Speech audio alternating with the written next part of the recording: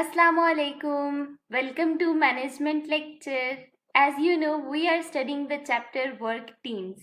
And today I will tell you about Ash experiment on conformity.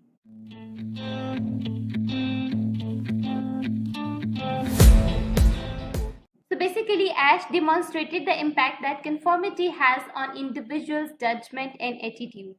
एश इस experiment से ये बात डिमॉन्स्ट्रेट करना चाह रहा है, ये बात बताना चाह रहा है कि क्या कंफॉर्मिटी इंडिविजुअल्स की जजमेंट और एटीट्यूड्स ग्रुप के अंदर या ऑर्गेनाइजेशन में उस पर इम्पैक्ट करती है या नहीं करती। ठीक है, इसके लिए उसने क्या किया, in these experiments groups of 7 or 8 people were asked to compare two cards held up by the experimenter. One card had 3 lines of different length and the other one had one line which was equal in length to one of the 3 lines on the other card. Like in these cards, one card has one line and the other card has 3 lines. So this line is basically equal to one of the 3 lines in this card. Okay?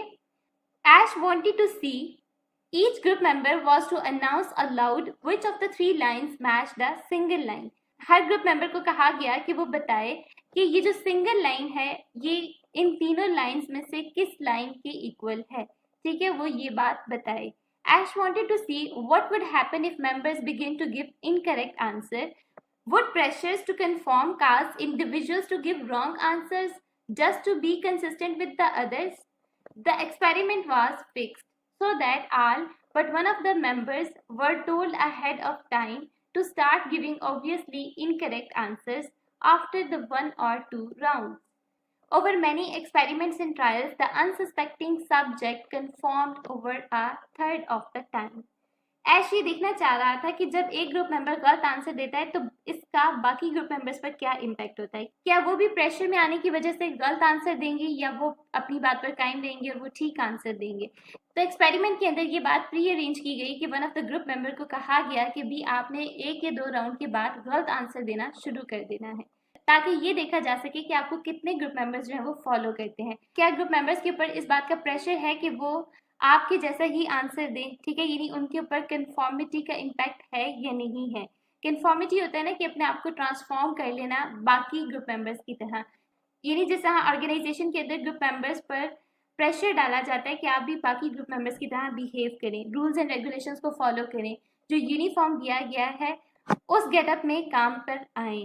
ठीक है, तो ये सारी चीज़ें जो हैं इनका बहुत इम्पैक्ट होता है एम्प्लॉय के ऊपर।